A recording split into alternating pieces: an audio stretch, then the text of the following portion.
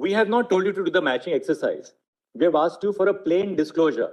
All issuing branches, for the political parties, there are only 24. Actually, there are 4. But insofar as the purchasers are concerned, everything has been remitted back to the Mumbai Central Main Branch. Issues indicate that for every purchase, you have to have a separate KYC. The EC was asked to file an affidavit, which you in a sealed affidavit or details in a sealed envelope, which we have not opened. Mr. Sarve, our judgment is dated 15th of February 2024. Yes, ma'am.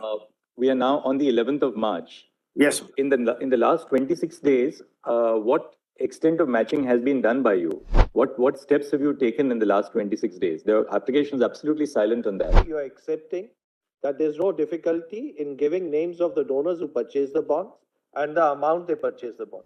Whatever ECI has placed in the court, Already. we will direct that to be opened. My lord, I appear for the State Bank. Yes. And my lord, we need a little more time to comply with your lordship's order. If your lordship is pleased to turn to page 76 of my application, my lord, your lordship will find the operative order set out. That will be, yes, that's right. Para 221. Right.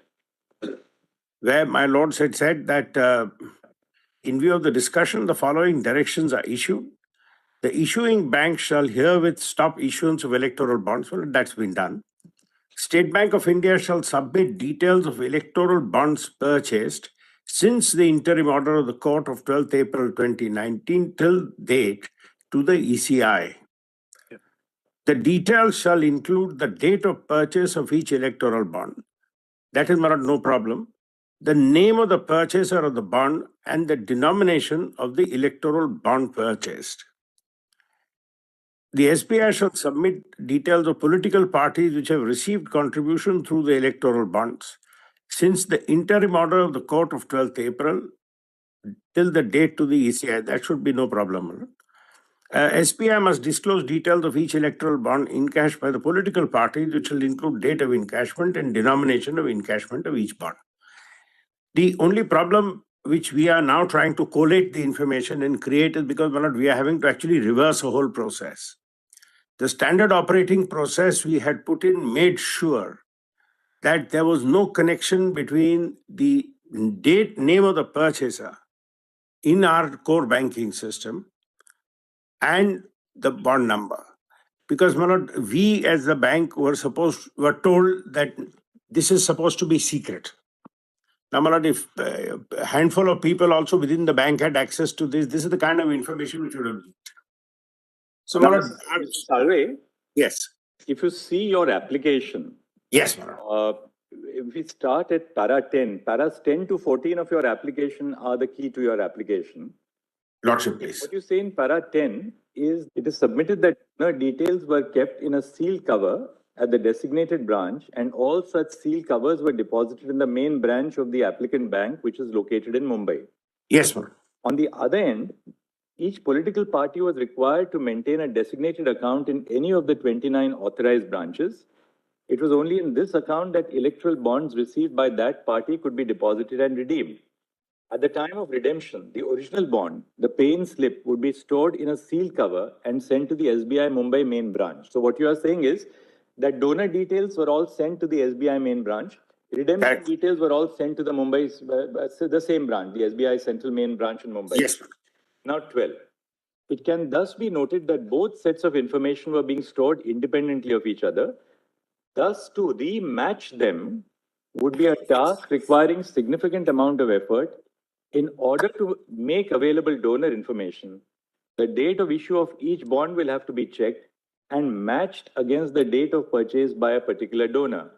This exercise would only deal with the first silo of information. These bonds were redeemed by political parties in their designated bank accounts. Accordingly, this information would then have to be matched against the bond redemption information that makes up the second silo.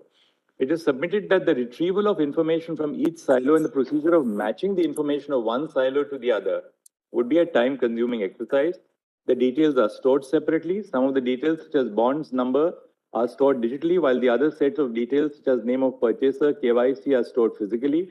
The purpose of not storing all details digitally was to ensure that it cannot be gathered easily to achieve the object of the scheme. And then finally, para 14. In that regard, it is further submitted that this court has directed for making public the donor information to the date of its interim order, 12th April 19, to the date of the judgment. In that time, 22,217 electoral bonds were used for making donations to various political parties. Redeemed bonds were deposited to Mumbai main branch by the authorized branches at the end of each phase in sealed envelopes. Coupled with the fact that two different information silos existed, this would mean that a total of 44,434 information set would have to be decoded, compiled, and compared. Now, if you see the directions which we have issued at page 76, My lord. we have not told you to do the matching exercise. We have asked you for a plain disclosure.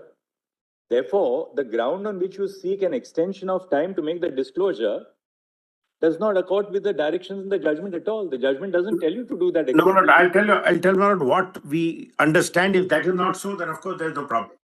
If your lordship is pleased to turn to para 221. But then you simply comply with the judgment. No, please turn to para 221. Your lordship's judgment? Page 76, right? 76, yes.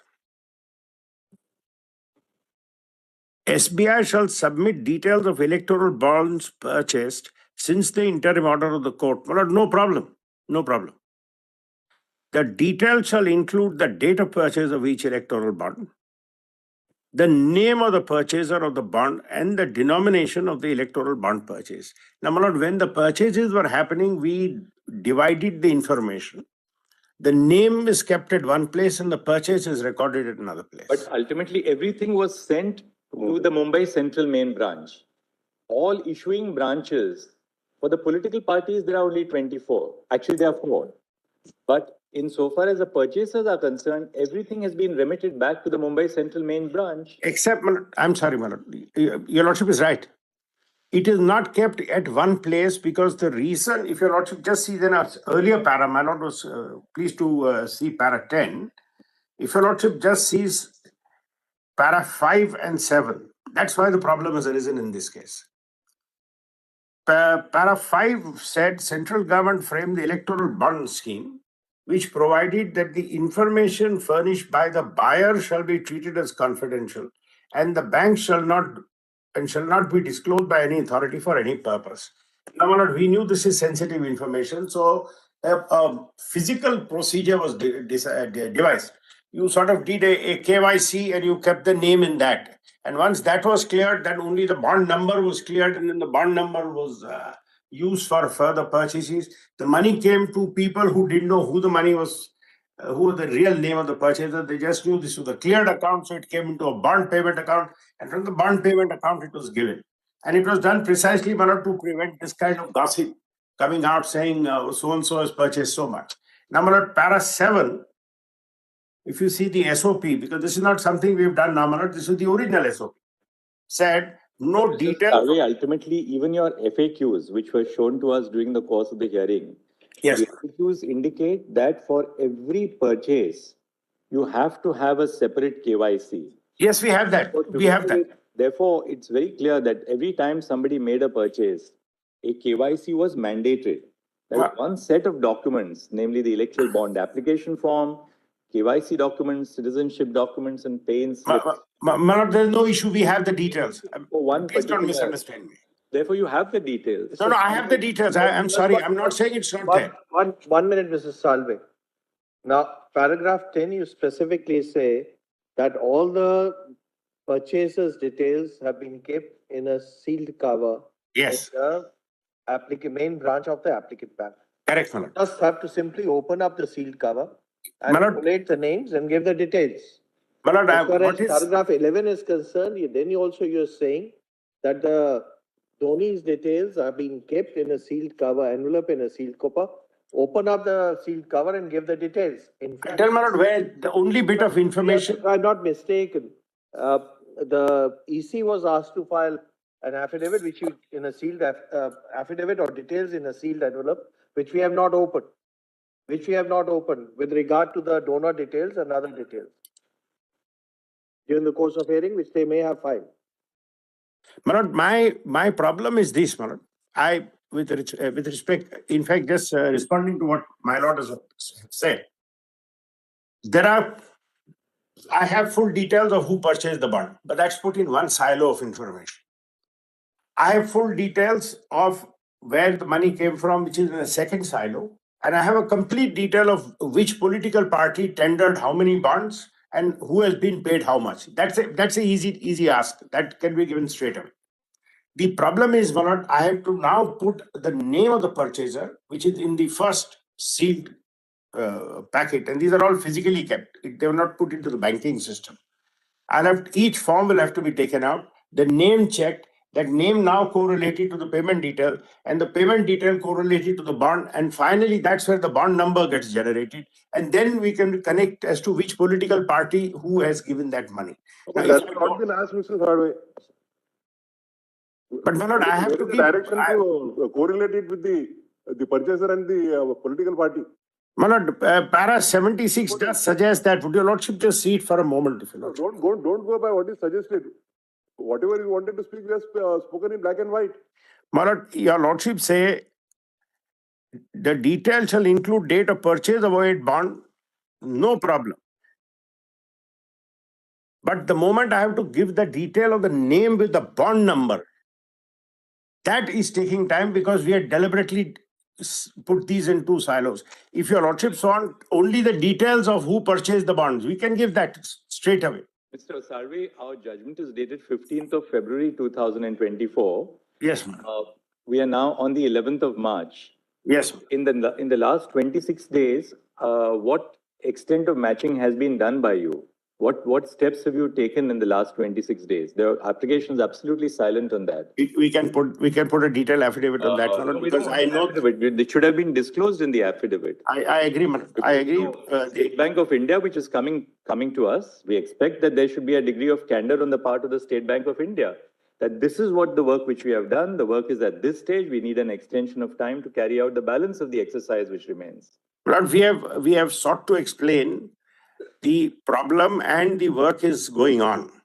Because Manoj, each form, it'll have to be form by form. What is going on, to what extent you have reached?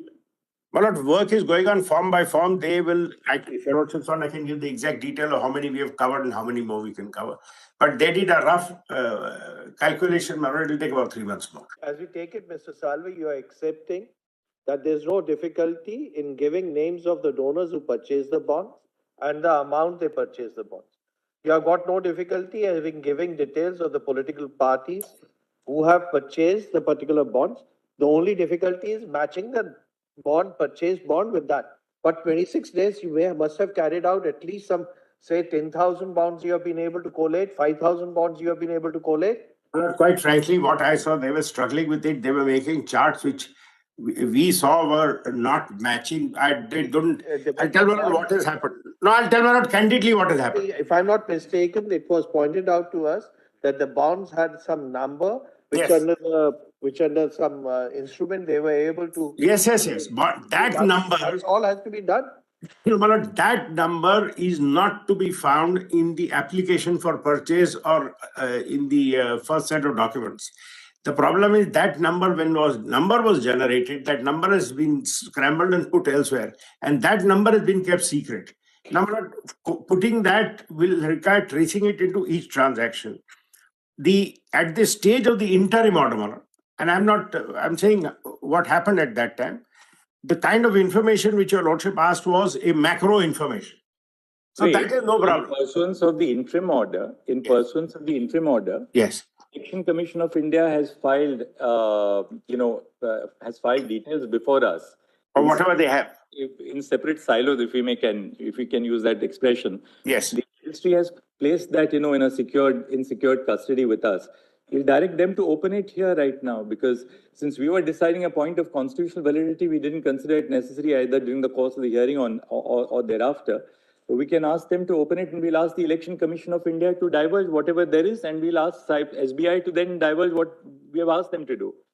Yes, Manoj, we'll do it. We'll send it to before us. Your lordship. Mr. Sharma, whatever has been placed by you before us, in compliance with the judgment, we will direct that to be open right now.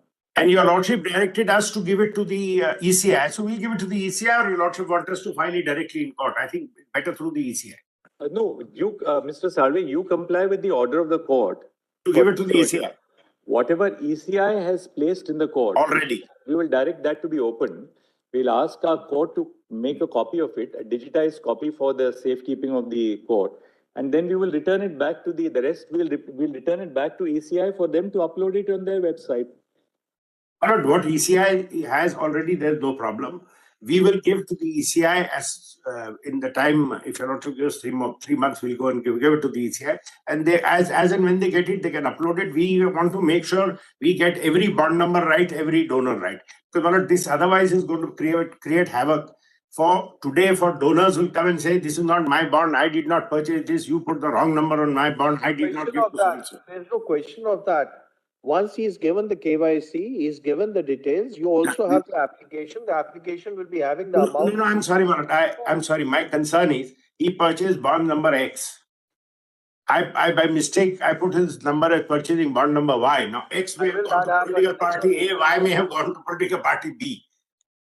Why will that happen, Mr. Sir? Because, Manoj, I'll tell Manoj why. Because they haven't kept... Number one bank in the country, we expect them to be able to handle this. No, not expect to be handled. We were told, make sure that this doesn't leak. So, Manoj, the way we stored the information, the bond number did not get into the core banking system. If we had been told keep information on this basis, we would have devised our systems accordingly. If we had kept it like that, Manoj, any senior bank officer could have found out bond numbers and the whole thing would have been out in public domain. Who has how much, all these secrecy. Assistant General Manager files an affidavit in support of the application to the Supreme Court for modification and order of a constitution bench. It's a very serious matter when you ask for modification of an order. I accept that. I accept that. An Assistant General Manager files an affidavit and tells us that, look, I'm finding it difficult. The information is maintained in 2 silos. If your Lordship sees para 221. Yes. Malad, if B and C are not to be matched, then Malad, we can give the information in 3 weeks. Let me explain how. If we, on one hand, is the person who purchased the electoral bond and the number of bonds he purchased, that Malad, in 2-3 weeks, we can get all the figures. In the second, the bonds encashed by political parties, which includes the date of encashment and denomination. That details we have, that we can give. In 3 weeks, we'll put it all together. Right. What we'll do is we'll dictate an order. SBI shall file an affidavit of its chairman and managing director upon compliance with the directions which have been issued above. Stop. While we are not inclined to exercise the contempt jurisdiction at this stage,